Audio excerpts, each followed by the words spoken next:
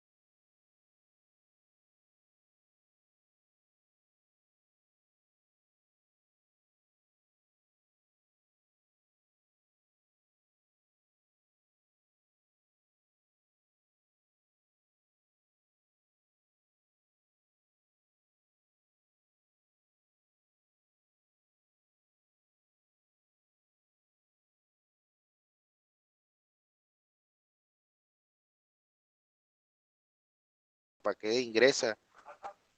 Parecen pelados sabotear lo que otros sí están interesados, sino que se salgan de esa vaina. Señor Hammer, es que hay cierta gente que está en contra de lo que estamos haciendo. No es que él no le guste, sino que está en contra y pues quieren sabotear todo y no dejarnos llegar a un punto.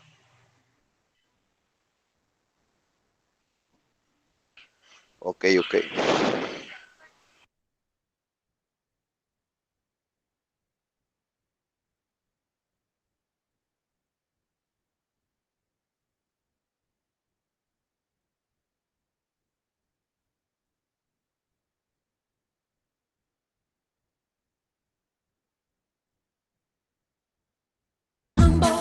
Mais eu virei gay e assumi a arte da pedreira. Noel, te estoy diciendo que quites esta vaina y hagas otra reunión en Meet, la dejes para estudiantes que estamos ahí y que solo compartan el link de YouTube. No, porque es que todos pueden ser moderadores, entonces solo deja el link de YouTube y crea otro en Meet para que esté el ponente y no ingrese más nadie. Esfrega mala na minha cara, vai pra frente, vai pra trás. Pra Malona eu dei grito, me talei quase. De igual manera, A Wilson vai.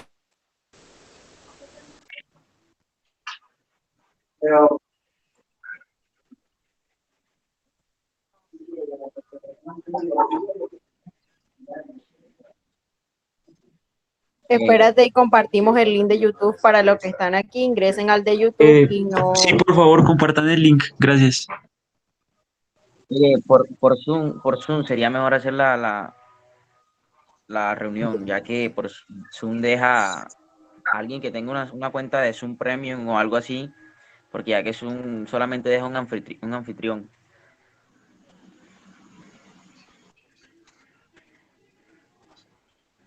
comparta que si hay gente que está interesada en oír la charla, Eh, así no sean estudiantes.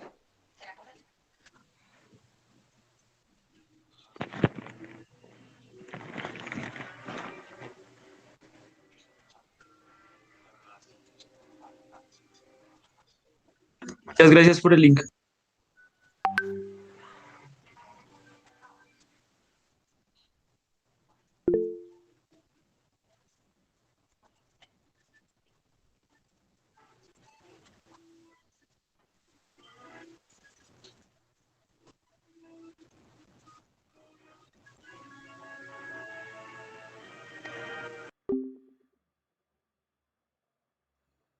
De momento no sacas el registro, ¿no?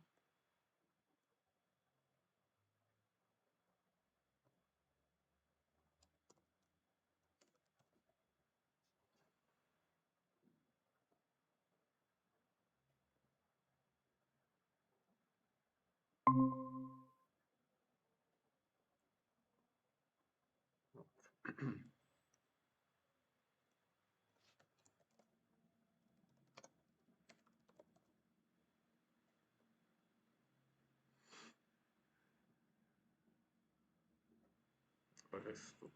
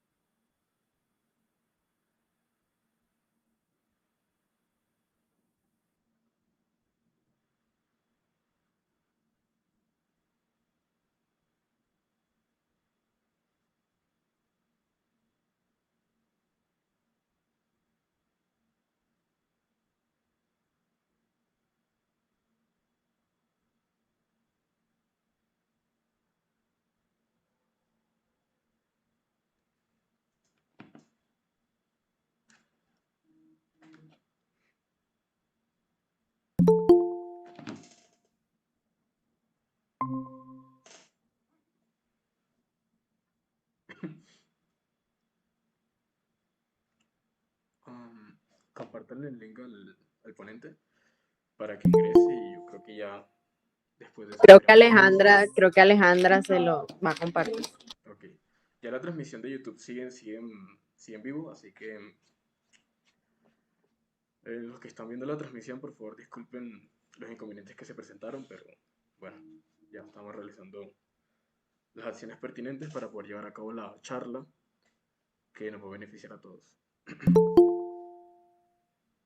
Emma, en un momento el ponente se va a conectar. Aquí solo deja que ingresen los miembros de la asociación y el resto que se transmita por YouTube. Por Sí, favor, sí. compañeros, compartan el link.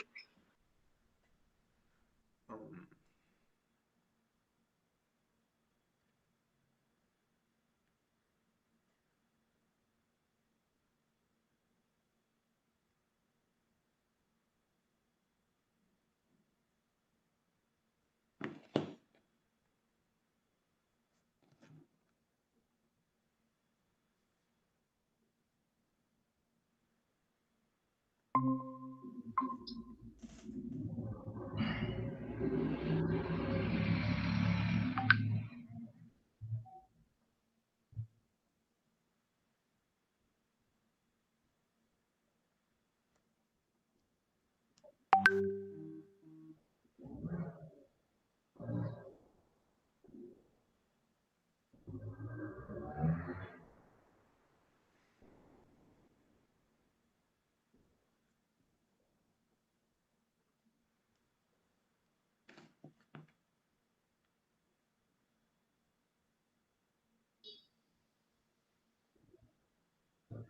José, van a cambiar el link porque hubo un problema en la plataforma, entonces para que me hagas el favor que me mandes el nuevo link para cuando te lo manden.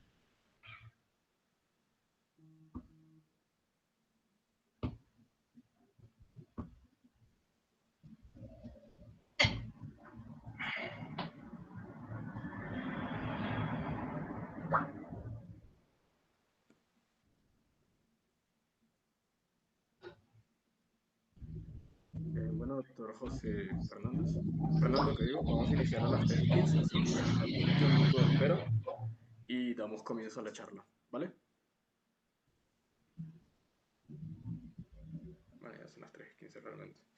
Bueno, me presento, mi nombre es Manuel Alexis Troncoso Villadiego, soy estudiante de la Universidad Magdalena, estudiante de medicina, médico en formación, hago parte, miembro fundador de la Asociación Científica Médica Estudiante Universitaria, la cual está llevando a cabo este conversatorio sobre primeros auxilios, junto con el doctor José Fernando López Díaz. Le doy paso, doctor, para que se presente y pueda dar comienzo a la charla, si así lo encuentra pertinente.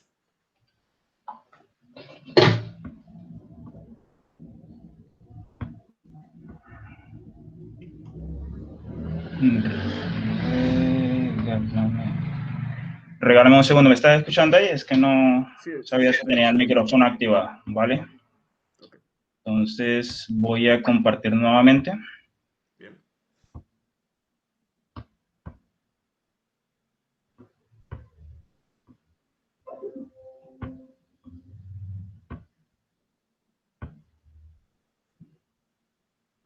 Ya se está viendo la presentación, perfecto. Correcto. Bueno, primero que todo, muy buenas tardes. Mi nombre es José Fernando López. Inicio corrigiendo un error. Al momento de comunicarnos, no soy médico, no culminé la formación, aunque la inicié en la Universidad del Magdalena. Sin embargo, desde el año 1999 me he dedicado a temas de procesos de formación para respuesta a emergencias y para el tema de primeros auxilios, entre otros temas. Razón por la cual hoy vamos a estar compartiendo un poco de algo que es una campaña a nivel mundial que se denomina Stop the Bleed o detener el sangrado, y que precisamente en el mes de mayo estamos desarrollando a nivel mundial un proceso de masificación de las técnicas primordiales, básicas o fundamentales para la detención de las lesiones que generalmente comprometen la vida. La mayor parte de muertes por causa traumática se da en estos momentos en menores de 40 años, muchas oportunidades debido al sangrado, y es por eso que este es uno de los temas a los que más se le da relevancia en estos momentos, porque en situaciones donde hay muchas personas que resultan lesionadas o heridas, cerca del 80% del personal llega a las instituciones de salud por personal que no es técnico en emergencias médicas, no es tripulante de una ambulancia o no tiene conocimientos de control, y una hemorragia puede producirnos la vida en 5 minutos o menos. Entonces, este es un curso que es marca registrada del Colegio Americano de Cirujanos. Es un trabajo conjunto.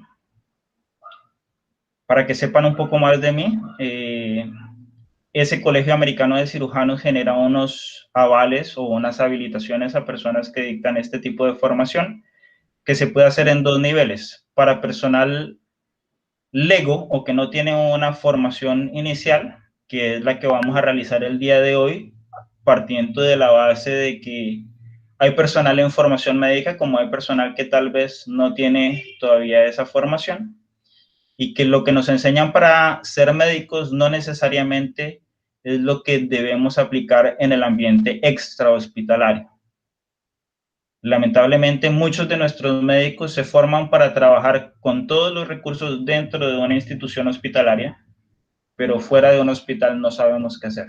No tenemos herramientas, no tenemos los elementos necesarios. También soy instructor de una institución que se originó en Canadá y que en estos momentos está ligada principalmente al mundo del buceo, que es Emergency First Response, que tiene el respaldo de la ILCOR. La ILCOR es la asociación internacional que reúne todas las sociedades que dan cursos de reanimación. Dentro de ellos, la más conocida por ustedes tal vez la American Heart Association o la AHA, que genera cursos como el BLS, ACLS, entre otros. Esta institución también genera cursos con certificación internacional en diferentes temas. Como mi experiencia ha estado principalmente dada para organismos de socorro, me he certificado como también instructor de fuego y emergencias a través de una norma americana que es la NFPA 1041, y como les decía, desde el año 1999 estoy en este proceso.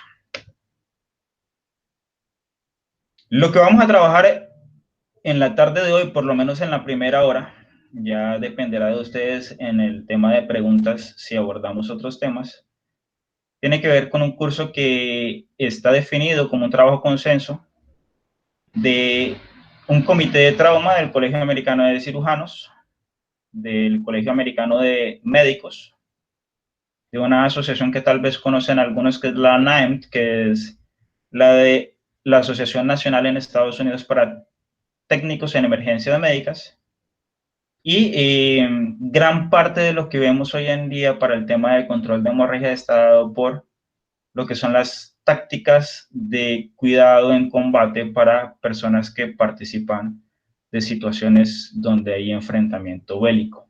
Entonces, esta es la razón por la cual este curso tiene una certificación internacional y es una iniciativa del Departamento de Estado en Estados Unidos.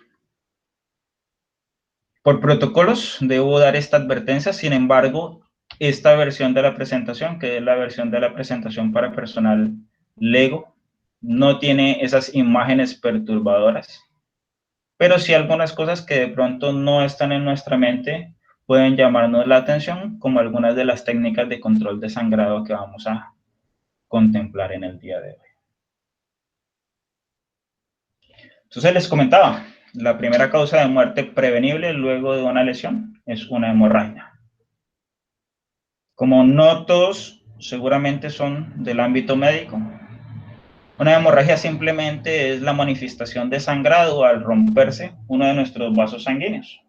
Llámese una arteria, llámese una vena, llámense los capilares, que son los más superficiales, y dependiendo del tamaño de este vaso sanguíneo, dependiendo de su ubicación, dependiendo de la fuerza que ésta tenga, ya sea que esté impulsada por nuestro corazón o por efecto de la gravedad, estas hemorragias pueden producir una pérdida masiva de sangre en cualquier momento. Muchos de los accidentes que vemos día a día en diferentes sitios, lo primero que podemos observar ante la reacción del personal es no lo toquen, no lo muevan, no le hagan nada. Y probablemente este no lo toquen, no lo muevan, no le hagan nada es lo que está haciendo en algunos casos que esta persona vaya perdiendo poco a poco su recurso vital, su sangre. Entonces, este tipo de iniciativas lo que buscan es que nosotros de alguna manera nos animemos a actuar, pero nos animemos a actuar de una forma apropiada. Entonces, el primer principio que determina EFR o Emergency First Response, que es otra de las entidades de capacitación que les decía, es que es mejor no negar una asistencia perfecta y dar una asistencia idealmente adecuada.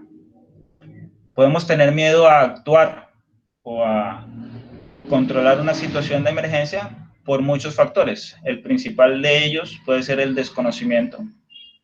Otro de ellos puede ser el no tener los elementos o no tener los implementos requeridos para poder desarrollar en un momento determinado una atención de manera segura. Y otros de los problemas que se vienen a nuestra mente son los problemas legales. Entonces, para los futuros médicos les comento que hay una norma que habla de lo que es la omisión de socorro. Si ustedes van uniformados por la calle, son identificables como estudiantes de medicina, de enfermería o de cualquier carrera de la salud, y se encuentran en una situación de emergencia y deciden no atenderla, pueden verse implicados a nivel legal por omisión de socorro, razón por la cual tendrían que justificar la no atención. Si no son médicos, si no son socorristas, brigadistas, ni ninguna persona reconocible en el ámbito de la atención, pues si usted no toma por lo menos la iniciativa de solicitar ayuda, también podría enfrentar a una omisión de socorro, pero con consecuencias tal vez un poco menos rígidas o estrictas que las que tendría, por ejemplo, un personal de salud. ¿Dónde se puede usar este entrenamiento? Básicamente en cualquier lugar. Las emergencias pueden suceder en cualquier punto, en cualquier momento, en cualquier horario, ya sea dentro de nuestras instalaciones educativas, dentro de nuestra casa, los sitios de trabajo, mientras nos dirigimos en un bus o en un vehículo por la carretera.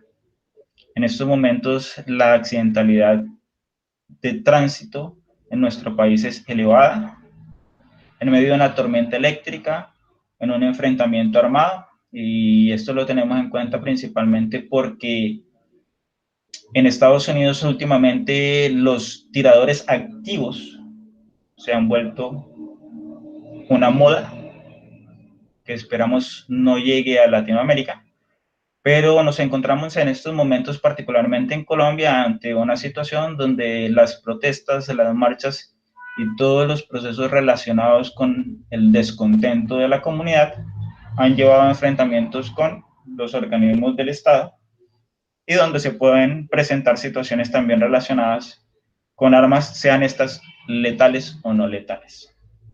Entonces, esto se puede aplicar en cualquier momento, en cualquier lugar y a cualquier persona. ¿Cuáles van a ser nuestros objetivos y nuestras metas, por lo menos en el inicio de esta actividad? Dos cosas: identificar y reconocer qué hemorragias ponen en peligro inmediato la vida. Tenemos hemorragias que pueden esperar, que pueden tardar en ser atendidas, pero tenemos hemorragias que pueden en muy pocos minutos quitarle la vida a una persona. Y finalmente, lo que le da el nombre a este curso, detener el sangrado.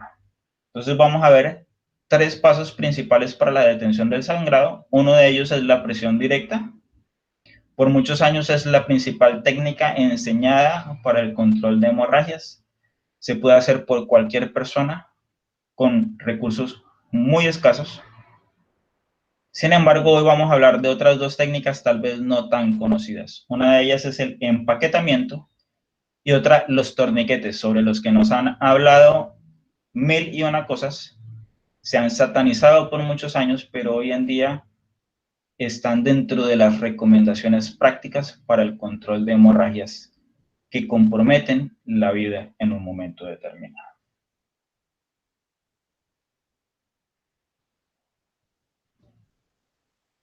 Antes de meternos con todo lo que tiene que ver con atención a primeros auxilios, tenemos que tener en cuenta la seguridad personal. Mi prioridad es mi seguridad. Generalmente a muchas personas a nivel de primeros auxilios, a nivel de brigadas de emergencia, les enseñan usted primero, usted segundo, usted tercero, usted de cuarto. Cuando ustedes están en un equipo de trabajo, cuando ustedes están en un grupo de trabajo, tienen que pensar más allá de ustedes. Lo primero va a ser su seguridad. Lo segundo va a ser la seguridad de aquellas personas que lo rodean o que lo acompañan y que muchas veces son sus compañeros de trabajo, sus compañeros de estudio o su familia. Y en tercer lugar, finalmente está la seguridad de la persona que ya está lesionada. Si usted quiere ser Superman y se lesiona durante el intento de ayudar, no va a poder ayudarle a nadie. Esto es una situación que se presenta diariamente, personas que tratando de ayudar resultan lesionados, y el escenario más habitual de esta situación son los accidentes de tránsito. Usted se detiene, quiere ayudar, está después de una curva, viene un vehículo a alta velocidad que no lo ve, y además del atropellado que ya estaba inicialmente en la escena, usted y tal vez las personas que lo acompañaban en el auto se convierten en unas víctimas más. Entonces, lo primero que tenemos que hacer es ayudar a otras personas, sí y solamente sí es seguro hacerlo. ¿Qué tan seguro? Cada quien tendrá una forma de medir qué tan seguro es en un momento determinado atender una situación. Como les decía, esto está muy dado al tema táctico y obviamente en un conflicto bélico. Es seguro sí, solamente sí, cuando yo estoy en un sitio donde no pueden impactarme las balas o donde definitivamente no se está presentando conflicto. En una carretera, cuando ya he controlado el tráfico, en un sitio donde hay un escape de gas o una situación de emergencia relacionada con materiales peligrosos, sí, y solamente si este material peligroso ha sido identificado, controlado y tengo los elementos de protección personal apropiados. Entonces es importante que tengamos este tipo de condiciones antes de actuar. Si la situación cambia, se vuelve insegura, deténgase, diríjase a un lugar seguro y si puede llevarse a la víctima con usted, hágalo. Entonces ahí es donde tendríamos que mirar dentro de la parte de primeros auxilios diferentes técnicas de transporte o de carga de lesionados. En situaciones, por ejemplo, como esta, que estamos hablando de que la situación se vuelve insegura, lo principal es movilizar a la víctima de ese sitio donde hay un riesgo o un peligro inminente.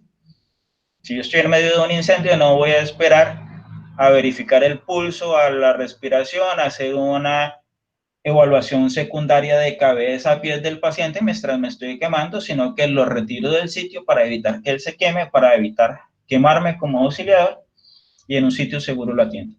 Entonces, si no me puedo llevar a la víctima, no me debo convertir en un nuevo lesionado. Hasta acá estamos únicamente con medidas de seguridad. Aunque no lo parezca, esto es parte de los primeros auxilios. Aquí vienen otra serie de recomendaciones. Entonces, una de ellas es, si puede, póngase guantes. Los guantes que en estos momentos se manejan no son tanto los de látex, que han generado en algunas personas reacciones alérgicas, sino los de nitrilo, pero igual los que estén a su disposición. Si se mancha de sangre, asegúrese de limpiar todas las partes del cuerpo que han tocado a la sangre, especialmente si no tiene ropa de protección o antifluidos. Y si lo consideran necesario por precisamente esa exposición, es importante que se comunique con un profesional de la salud y que siga instrucciones y recomendaciones, especialmente si tienen heridas abiertas en su cuerpo. Si no tiene guantes, usted toma la determinación. Está desaconsejado actuar sin barreras de protección. Pero habitualmente usted va a atender a una persona conocida. Usted no se va a preocupar por mancharse de sangre si la persona que está lesionada es su hermana, su hermano, su novia, su papá. Pero muy probablemente tendrá que tomar precauciones adicionales si la persona a la que va a atender es un total desconocido. ¿Por qué los guantes son importantes? Porque la sangre, la saliva, el vómito y cualquier fluido corporal puede transmitirnos enfermedades de tipo infeccioso. Dentro de las más comunes por esta vía están la hepatitis B y el VIH-Sida. En estos momentos que estamos en pandemia, ¿cuál sería otro elemento de protección o de seguridad personal? Usted debe estar con una mascarilla protegiendo su nariz y su boca, y si tiene una mascarilla desechable adicional y puede colocarla sobre un paciente que se debe presumir siempre como un posible contagiado de COVID-19, lo puede hacer. Esto está dentro de las nuevas recomendaciones y no lo teníamos en nuestros protocolos de actuación. Siempre y cuando esto no limite los procesos respiratorios del paciente que usted está atendiendo. Pero también colocarle la mascarilla le va a brindar a usted una protección respiratoria. Y ahora viene el ABC del control. Entonces dijimos, no sé nada, mi primera acción es alertar. ¿Por qué? Porque si determiné que la hemorragia compromete la vida, es probable que las acciones, a pesar de que sean efectivas, que yo voy a implementar, no sean suficientes para salvar la vida. Esta persona probablemente tendrá que entrar a una sala de cirugía para reparar el daño vascular que tiene, es decir, el daño de sus venas, de sus arterias, si estas han sido comprometidas. Vamos a identificar dónde se encuentra la hemorragia y vamos a desarrollar procesos de compresión. Vamos a ir poco a poco avanzando y abordando cada uno de estos pasos. ¿Por qué al 123? Porque aquí en Colombia, en nuestro país, el 911 no existe. La línea única de emergencias a nivel nacional es el 123. En estos momentos está habilitada en la ciudad de Santa Marta. Tienen que tener en cuenta que el 123 en Santa Marta está administrado o regulado por entidades como la policía, pero este es el que se encarga de enviar ambulancias, bomberos, cualquier tipo de ayuda que necesiten en un momento determinado. Debe ser posible realizar la llamada desde cualquier número de celular de forma gratuita, pero algunos de estos números no son posibles de acceder por algunos operadores. Otros números que pueden aprender dentro de estos números rápidos de emergencia son, por ejemplo, el 119, que los va a contactar con bomberos en un momento determinado. Sé que por lo menos en Santa Marta algunos operadores los va a contactar no con bomberos Santa Marta, sino con bomberos en otras ciudades del país. Entonces es importante siempre verificar qué número de emergencia puedo contactar desde mi celular y con el operador de celular que tengo. Si ustedes tienen servicios de ambulancia que son prepagados previos, también estos pueden ser de utilidad, pero tengamos en cuenta también las situaciones de emergencia que se está presentando. Si hay un evento posterior a un terremoto, muy probablemente toda la infraestructura vial, los mismos sitios donde están los despachos de las ambulancias pueden haber sido afectados. Si tenemos, por ejemplo, la contingencia actual, donde tenemos marchas generalizadas, es probable que la ambulancia se tarde en llegar o ni siquiera pueda llegar. Y tendremos también personas que puedan tener que ser trasladadas a centros de asistencia sin un sistema de ambulancia apropiado. Para que sea efectiva la llamada es importante, uno, la forma como hablamos y las indicaciones que damos. Saber la ubicación, decir exactamente cuál es mi dirección, cómo se pueden acercar a ese punto, si tengo puntos de referencia que sean conocidos, un centro comercial, un supermercado, una clínica, una droguería, calles principales, es importante darlas al despachador o a la persona que recibe la llamada de emergencia. En algunos casos les van a pedir que sigan en la línea, como en algunos casos pueden colgar. Cuando cuelgan, muchas veces están esperando que otras personas realicen llamadas para confirmar que esta situación de emergencia es real. Todo dependiendo de si su información fue apropiada, si fue clara, si fue entendible o no fue entendible. En el tema de la hemorragia, entonces, tenemos varias cosas que analizar. Aquellas hemorragias que comprometen la vida son aquellas que son continuas o profusas. ¿Qué quiere decir esto? Una hemorragia continua es una hemorragia que permite la salida de manera permanente de sangre. Muchas veces se produce por sangrado venoso. Estas, si es en una vena de gran tamaño, pueden ayudarnos a perder gran cantidad de sangre. La hemorragia profusa generalmente está asociada también con fuerza y pulsación o latido del corazón, y puede ser también asociada con la hemorragia que viene o proviene de una arteria. Cuando hay sangre que se está acumulando, ya sea en el piso o en la ropa del paciente, yo debo considerar estas situaciones como hemorragias que pueden comprometer la vida.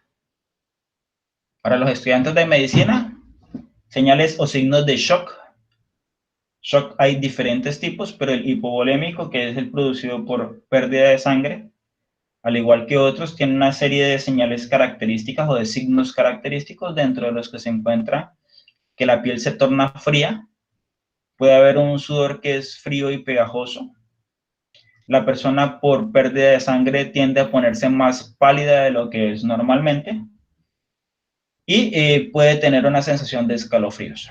Entonces, si yo tengo a esta persona ya en estas condiciones, no debo esperar a que comience a tener alteraciones de su capacidad de comunicarse con nosotros para atender. Puede haber múltiples lugares sangrando en una víctima. No siempre la primera hemorragia que vemos es la única ni la más grave. Por eso es importante que una vez que identifique el sangrado, yo pueda contactarme con el paciente si él está activo, alerta y respondiéndome, si siente dolor en algún otro lugar, que verifique completamente de cabeza a pies si hay otros sitios que están sangrando. Verifico si la ropa, especialmente ropa que sea apretada o ropa que está en estos momentos en contacto con el suelo y que está recibiendo algún tipo de presión, está ocultando algún tipo de sangrado, y debo tratar de atender o controlar esos puntos que están sangrando. Entonces, como lo dijimos anteriormente, vamos a tener 3 técnicas diferentes, y estas técnicas dependerán de la ubicación.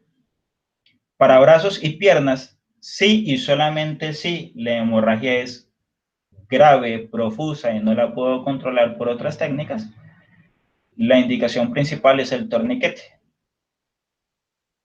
Generalmente este torniquete se va a aplicar lo más cercano a el punto, ya sea axilar o inguinal, en un momento determinado. Estos puntos que se ven en verde, que son los pliegues de cuello, axilas e ingle, son puntos donde no podemos hacer un torniquete bajo ninguna circunstancia, y son situaciones donde vamos a tener que aprender la técnica de empaquetamiento generalmente. En estos lugares podemos tener heridas graves que puedan comprometer vasos sanguíneos de gran tamaño. El cuello es el lugar por donde pasan los vasos sanguíneos más grandes de nuestro cuerpo, donde cualquier situación de hemorragia compromete generalmente la vida. Y a nivel de brazos podemos tener tanto arteria braquial o humeral como las venas del sector, y a nivel inguinal, respectivamente, la arteria inguinal y sus venas solidarias. Entonces son sitios donde vamos a hacer principalmente empaquetamiento. Y a nivel del torso, generalmente vamos a tener heridas que se producen de manera interna y la gran mayoría de ellas no podemos atacarlas de manera efectiva extrahospitalariamente.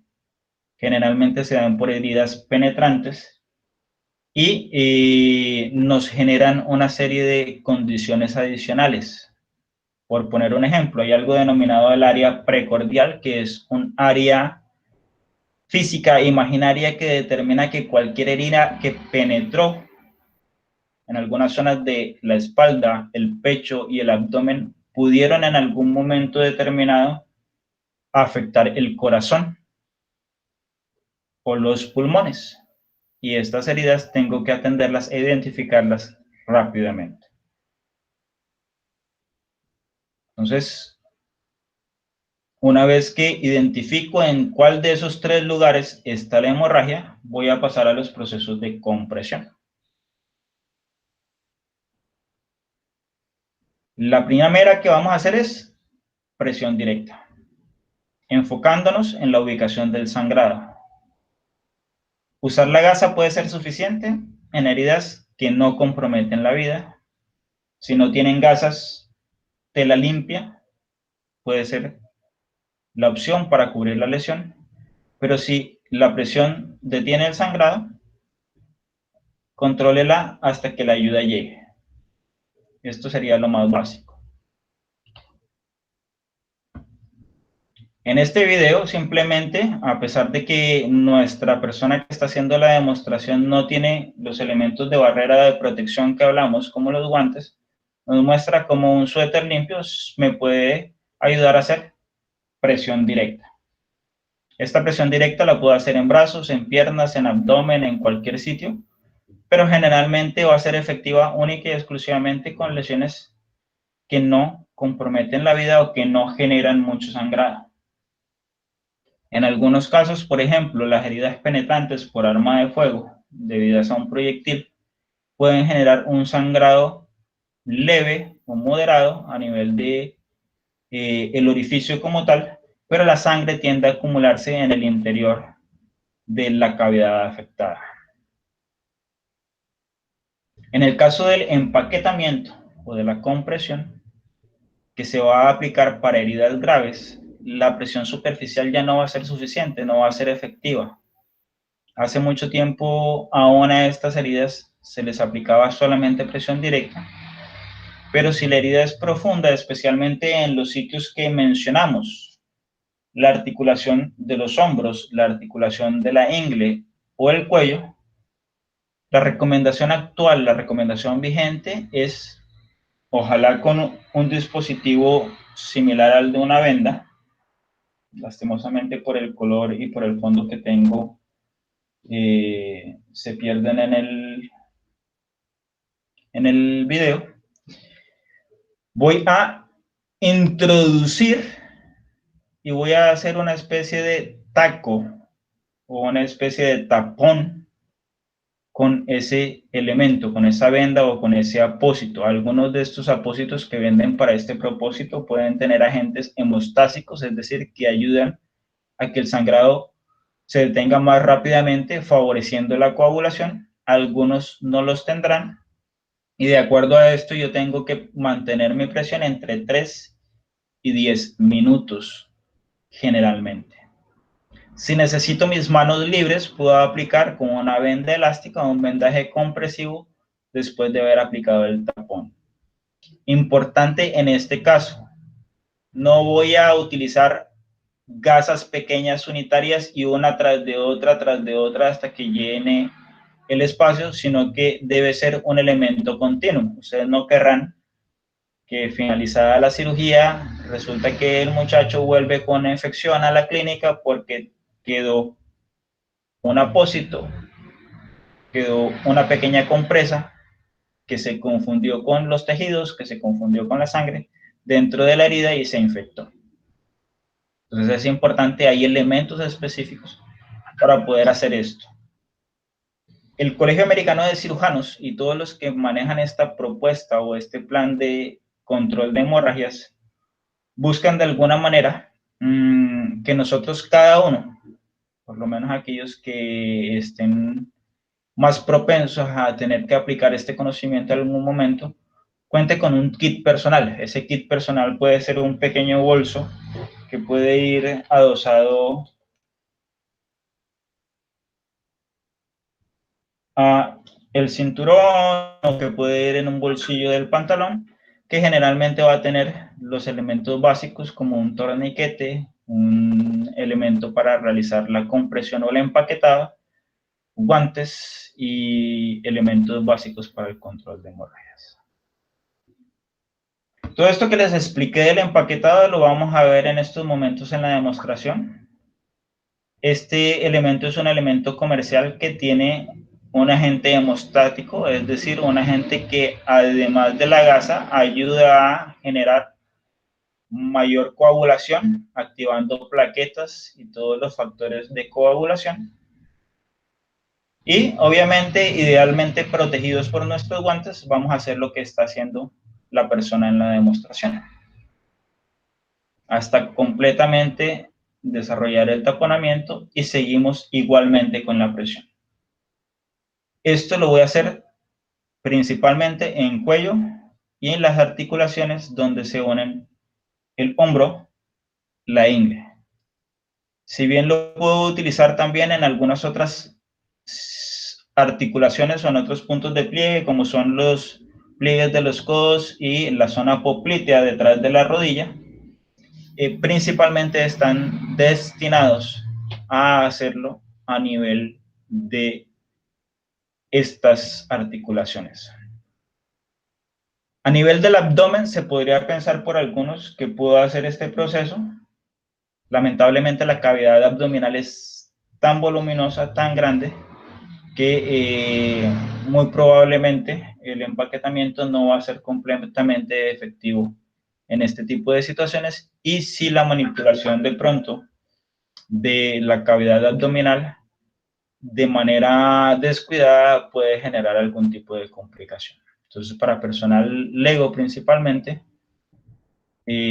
vamos a dejar el empaquetamiento para cuello, axilas, ingles, y en algunos casos, cuando realmente es oportuno, lo podemos utilizar para el torso, pero tenemos que identificar bien en qué lugar estamos introduciendo este empaquetado.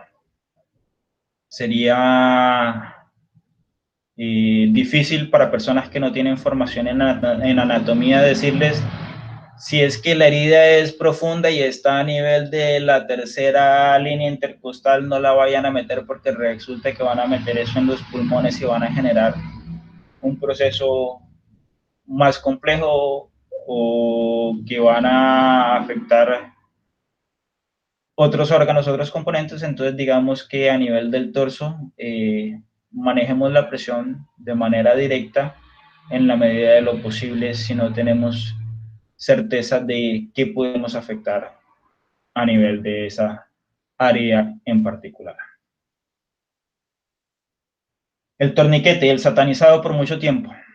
Entonces, si bien las recomendaciones iniciadas eran de 2 a 3 pulgadas arriba de la herida, esto es como mínimo, porque muchas personas estaban aplicando esta compresión justo en el lugar donde se presentaba el sangrado, donde se presentaba la hemorragia.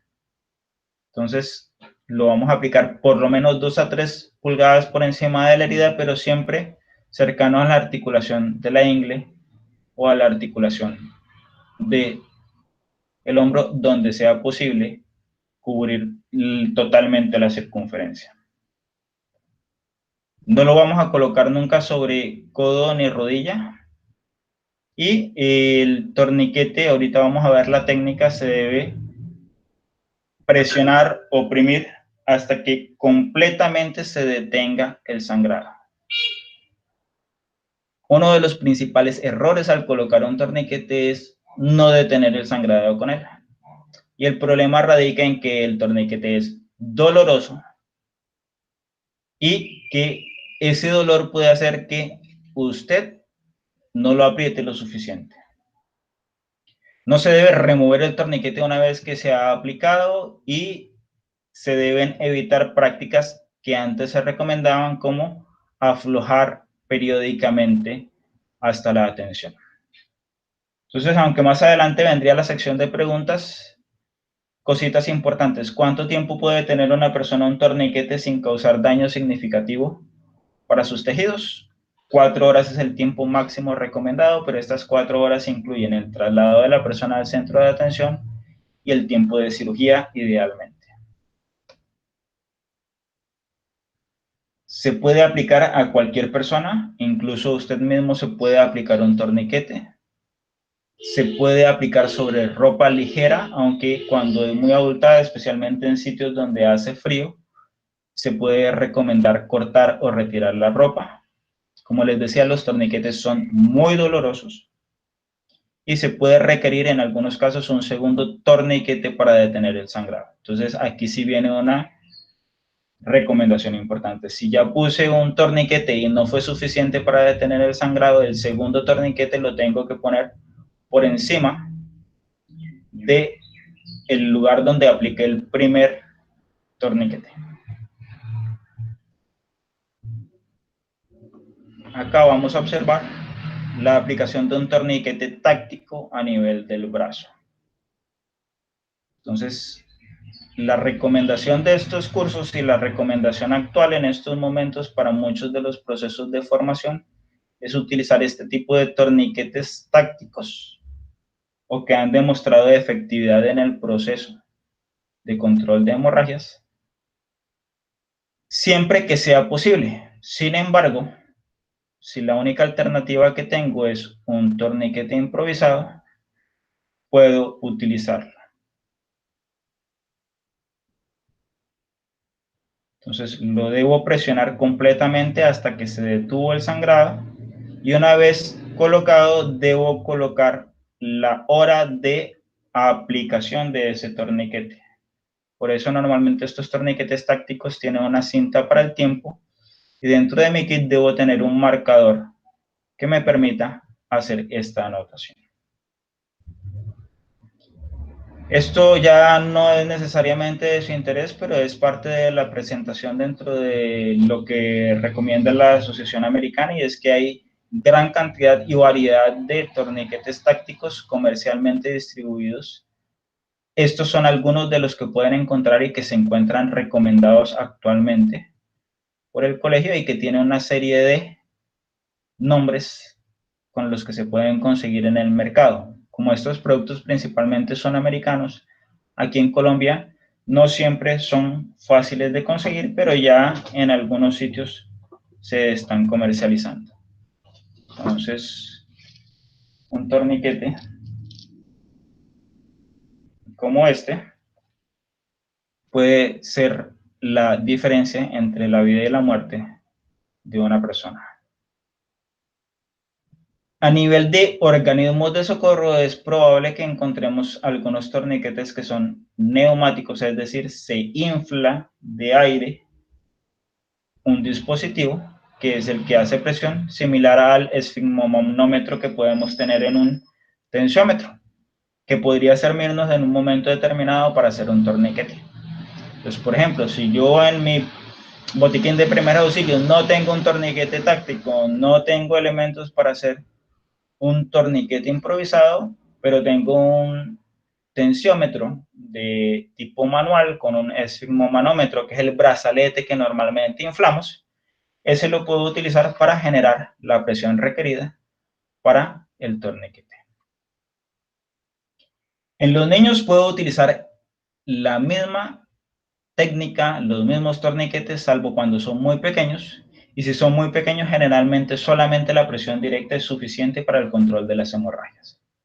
Entonces, no se preocupen por si el niño es un niño y van a aplicar un torniquete o van a aplicar alguna de las otras técnicas. A partir de los 8 años, normalmente nosotros ya tenemos el tamaño que va a tener nuestro corazón durante gran parte de nuestra vida. Y para asociaciones como la Asociación Americana del Corazón o la AJA, ya un niño de 8 años de dimensiones promedio puede ser considerado casi como un adulto en lo que corresponde a atención para reanimación cardiopulmonar y para temas similares como el tema de manejo de heridas. Podemos aplicar también empaquetamiento, igual que en adultos, con las precauciones básicas que comentamos. Entonces, aquí hay algunas cositas que ya vienen dentro de la presentación de preguntas frecuentes. ¿Qué hacemos con los objetos incrustados? Probablemente para nadie es un secreto, las recomendaciones se dejan donde están, se inmovilizan y se busca el traslado de esa persona en las condiciones que fue encontrada. Retirar cualquier elemento incrustado en el cuerpo o empalado en el cuerpo nos puede llevar finalmente a causar más daño o más lesiones en la persona, y este elemento probablemente está haciendo la técnica de empaquetamiento, de taponamiento, reduciendo la cantidad de sangre que está saliendo de esa persona lesionada. ¿Puedo usar torniquetes improvisados? Sí, lamentablemente en la mayoría de los casos no son tan efectivos como los que se venden comercialmente, y algunas personas, precisamente por el temor radicado en el dolor que genera el torniquete, no los aseguran o no los aprietan lo suficiente. Se puede perder un brazo o una pierna por un torniquete. Generalmente esto se producirá si no ha habido irrigación en ese tejido por un periodo prolongado superior a las 4 horas en condiciones normales. Dolor generalmente va a estar asociado con todo este tipo de lesiones, con la aplicación del torniquete, con muchas cositas. Entonces, podemos ir avanzando con preguntas que pueda tener el auditorio a través de YouTube. Listo, ya voy a pasar a leer las partes de las preguntas que se han realizado por los espectadores. La primera pregunta es, ¿qué característica debería tener un torniquete artesanal o cualquier cosa podría servir como torniquete? Bueno, un torniquete artesanal generalmente busca que los elementos que tengamos sean de unas características puntuales. Primero, no puede ser una cuerda o una soga, ningún tipo de cable, y no puede tener un diámetro o una dimensión muy pequeña, porque lo que puede generar finalmente es un corte o una lesión mayor en nuestro paciente. Generalmente, si tenemos un botiquín, así sea vehicular, por más sencillo que sea, suele tener algo denominado una venda triangular, o podemos tener dentro de nuestros elementos una pañoleta o un elemento similar. Son los elementos tradicionalmente utilizados para esto. Generalmente tomo ese elemento, lo utilizo rodeando el brazo o la pierna afectada, hago un lazo normal como si fuera a atar mis cordones de zapato, hago un segundo nudo como si fuera a hacer el refuerzo, pero en medio de esos dos nudos voy a colocar un elemento redondeado y largo, que puede ser un pedazo de madera corto, similar a un marcador, un palito de escoba, algo que me ayude a rotar tanto como sea posible ese textil que coloqué o esa pañoleta, y finalmente lo fijo. Esa sería la recomendación inicial. No puede ser algo como muchas veces vemos en películas, como correas, cinturones y este tipo de cosas, porque no suelen generar la presión suficiente o requerida para este proceso. Vale, la siguiente pregunta es, si se coloca el torniquete mientras llega al hospital, ¿cada cuánto debo aflojar y ajustar? Hace algún tiempo se planteaba que más o menos alrededor de cada 45 minutos debía aflojar lentamente y volver a apretar. A partir del año 2010, las últimas recomendaciones de la NAEM, que es la Asociación Nacional de Técnicos en Emergencias Médicas, los grupos de cuidado táctico de bajas en combate, han recomendado que es simplemente dejarlo en la presión máxima para evitar síndromes de reperfusión. ¿Qué es el síndrome de reperfusión? Simplemente que cuando nosotros tengamos una persona, por ejemplo, se presenta en atrapamiento, que ha sido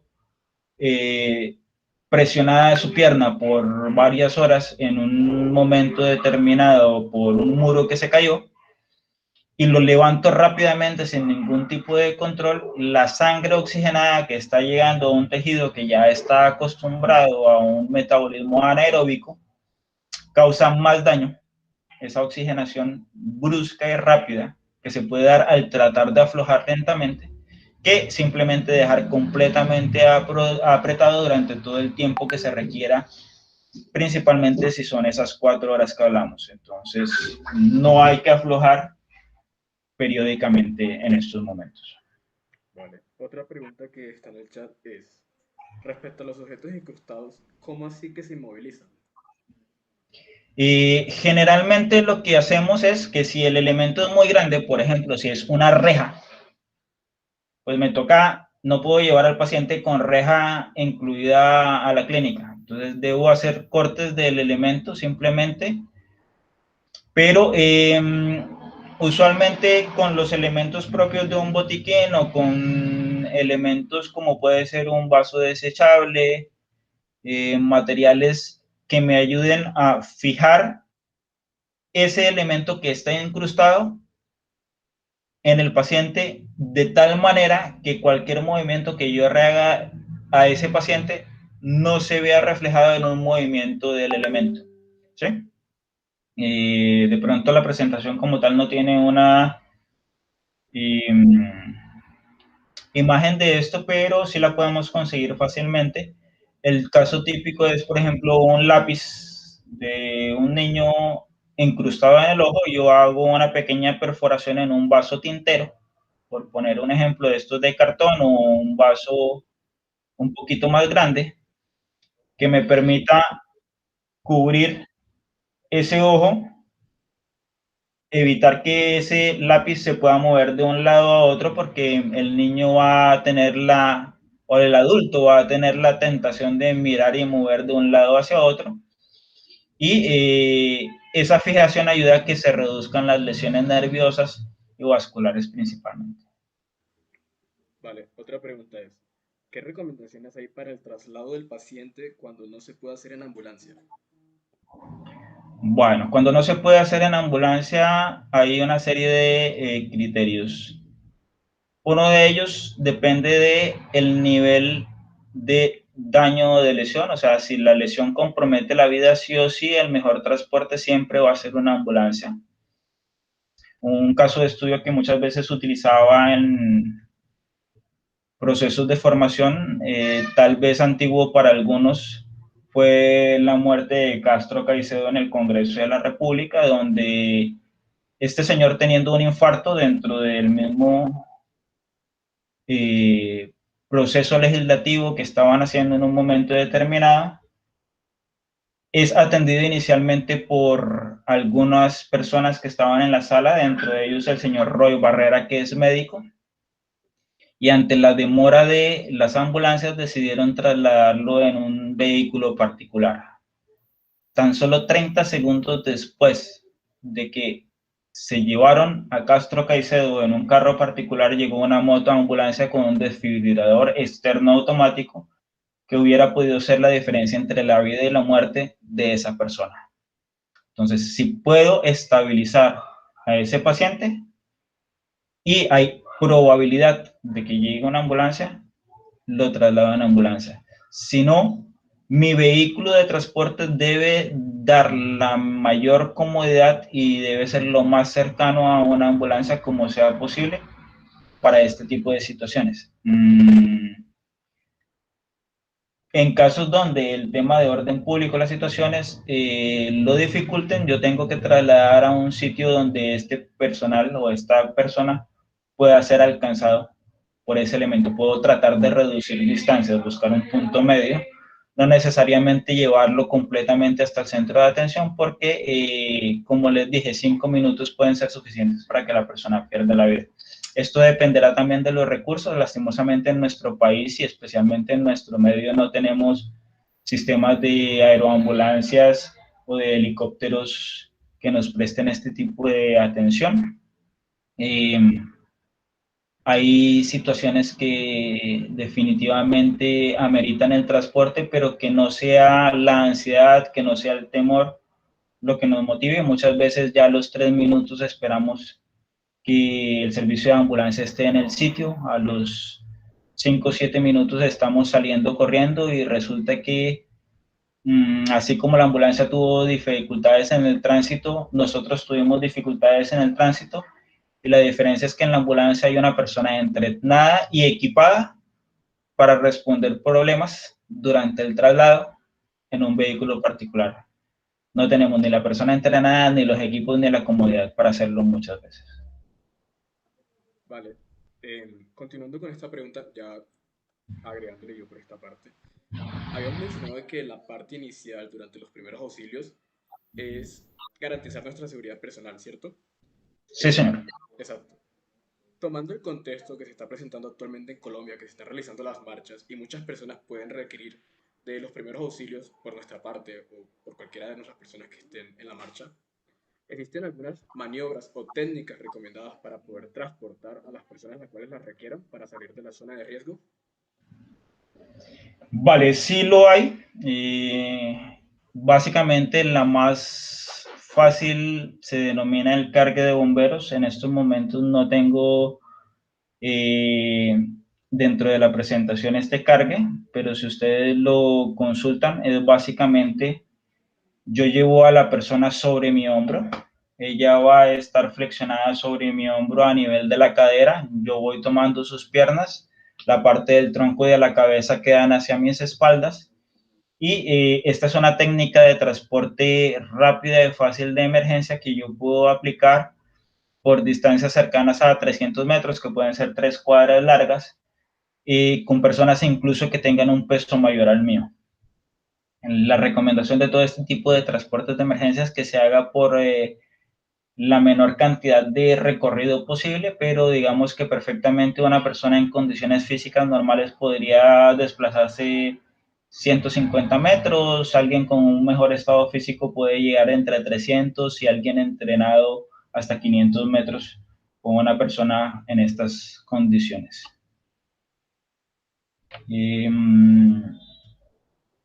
La siguiente pregunta ¿es recomendado rasgar la ropa para realizar un torniquete? ¿Y qué elementos debe tener un botiquín personal? Ok. Entonces, a nivel de lo que tiene que ver con el rasgado de la ropa, es una de las recomendaciones que se manejan ya para personal entrenado principalmente.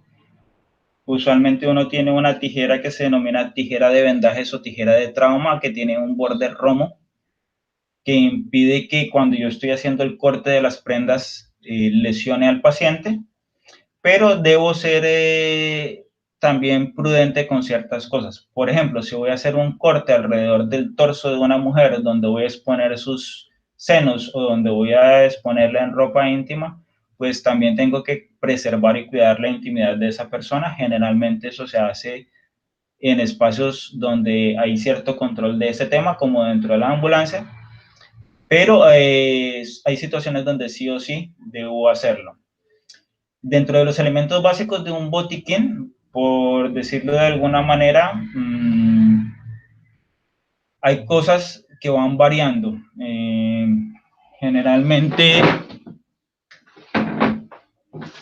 vas a perdonar que me levante. Hay kits que ya vienen de alguna manera organizados con un contenido básico y que están principalmente orientados a personas que están en temas de supervivencia, actividades al aire libre de gran impacto, cosas por el estilo, y que generalmente tienen los elementos básicos que requerimos. Sin embargo, es difícil realmente cargar esto todo el tiempo.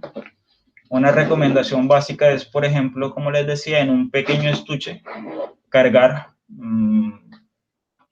guantes, que es lo principal. Generalmente uno carga también, por ejemplo, una mascarilla tipo llavero para poder brindar reanimación cardiopulmonar, aunque en estos momentos, bajo el estado de pandemia, la recomendación es únicamente utilizar el famoso AMBU o dispositivo de bolsa o válvula mascarilla. para evitar el contacto con el paciente. Y dentro de los diferentes elementos que podemos tener en esos botiquines, tenemos pinzas, tenemos vendajes que pueden ser de diferentes tipos. Debemos tener linterna, generalmente se utiliza una linterna pupilar para aquellos que saben cómo identificar, por ejemplo, lesiones a nivel de sistema nervioso que puedan haber afectado la respuesta pupilar. Puedo tener dentro de este kit, dentro de estos elementos, vamos a ver si se puede, el fondo no me altera del todo la imagen. Y puedo tener antisépticos, hoy en día cada vez más utilizados única y exclusivamente para el tema de limpieza de algunos elementos, lo que tiene que ver con el famoso isodine o los elementos yodados, el alcohol y otros que usualmente teníamos en nuestros botiquines, cada día entran más en desuso. Hoy tener una bolsa, por ejemplo, del famoso suero fisiológico, solución salina, me permite hacer un buen lavado de un área que ha sido afectada, que está sangrando, y aplicar un apósito me sirve a cumplir con los principios que estamos hablando del control de sangrado.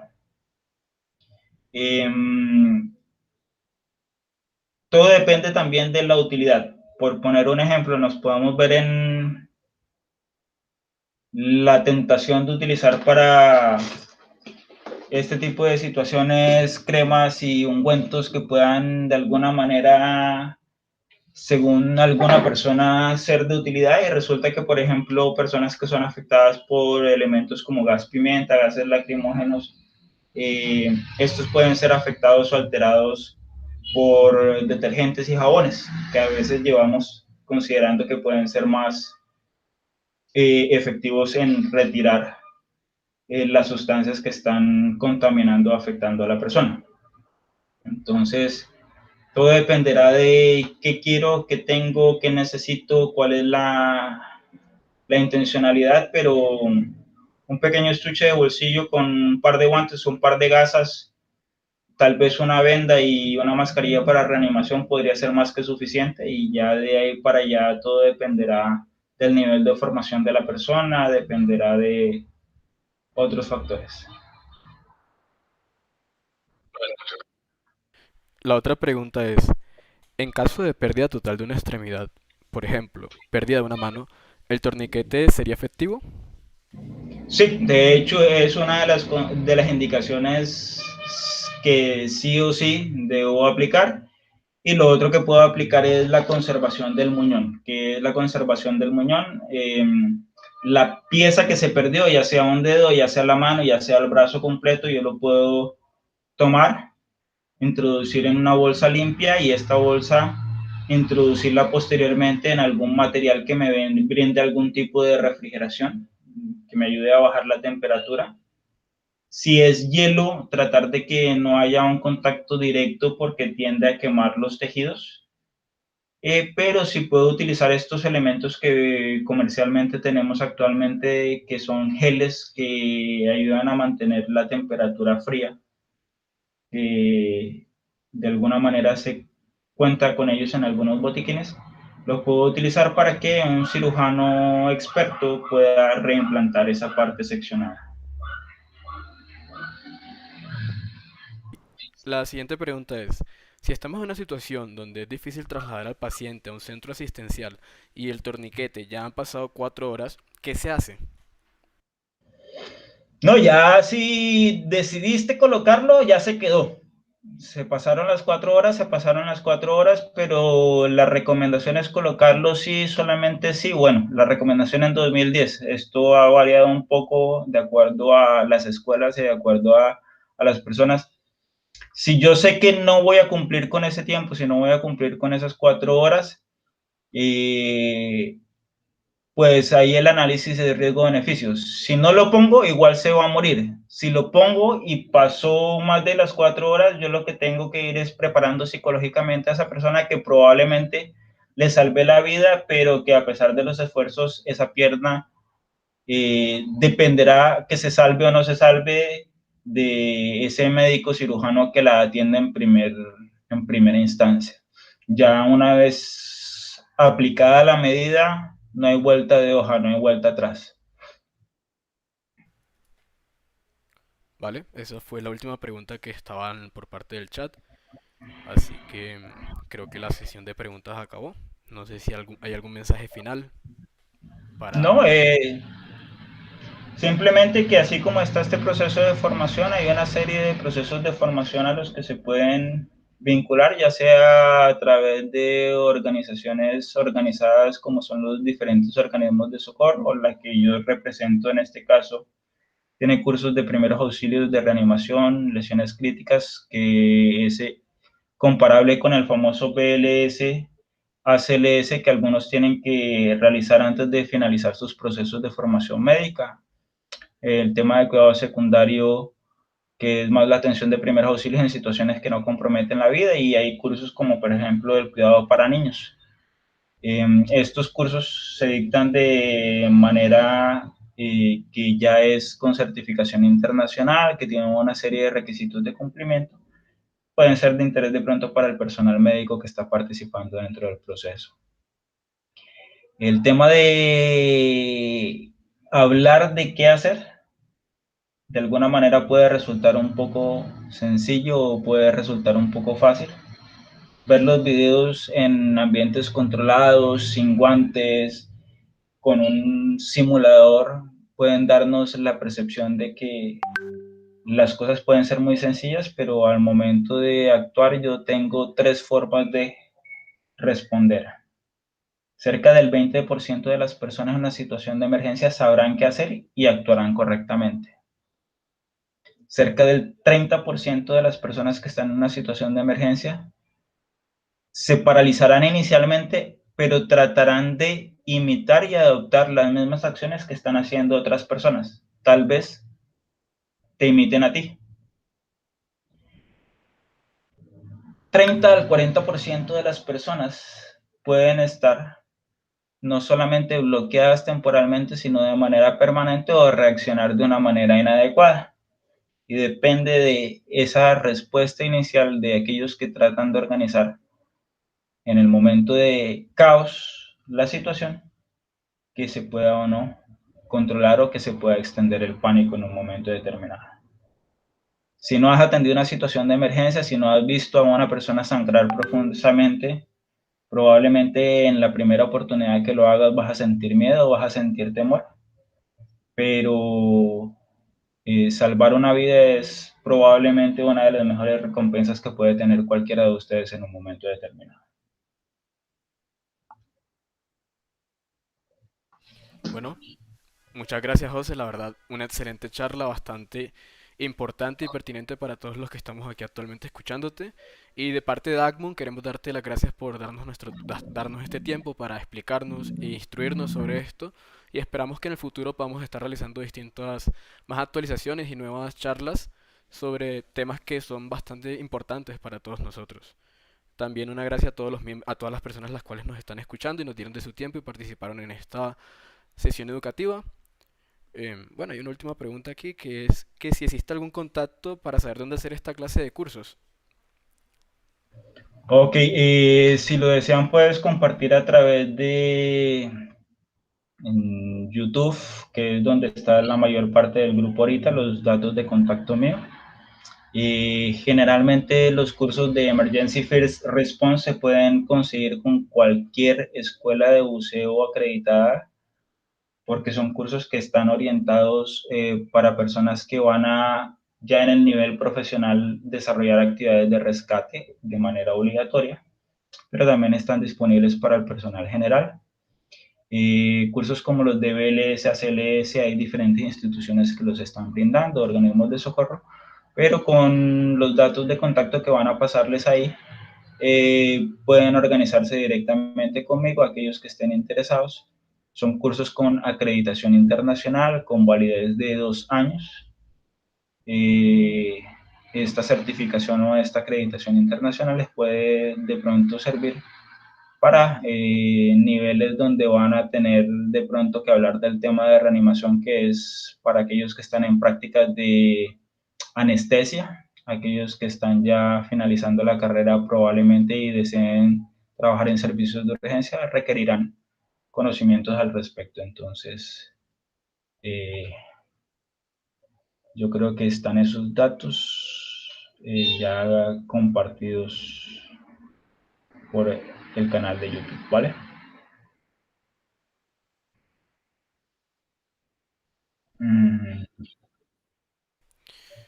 Ya dentro de poco vamos a compartir los datos, es que estamos por la parte de gestión, apenas me los envíen y ya los comparto por el canal de YouTube.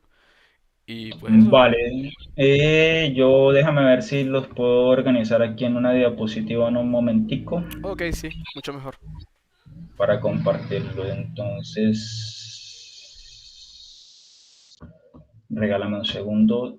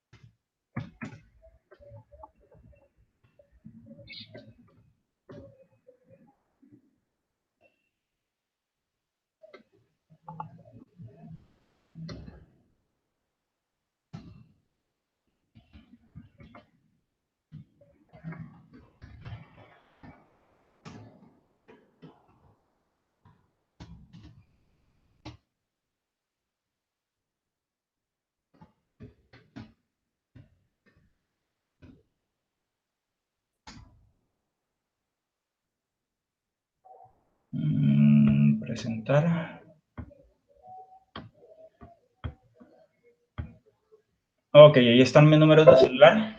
Están dos cuentas de correo, una corporativa y una personal, a la que podrían realizar los contactos. Entonces,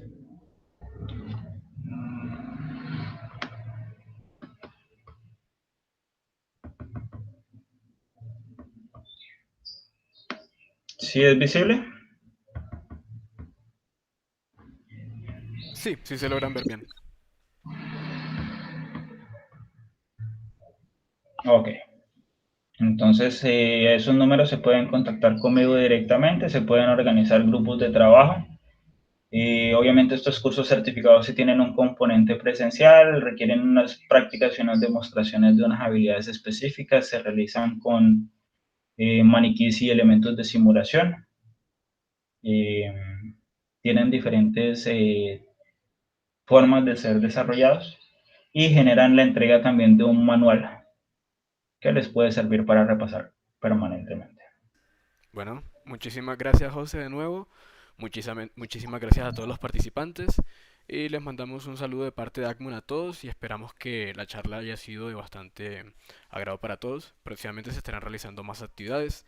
Les deseamos unas buenas tardes a todos y se da por terminada esta actividad. Espero que estén muy bien. Gracias.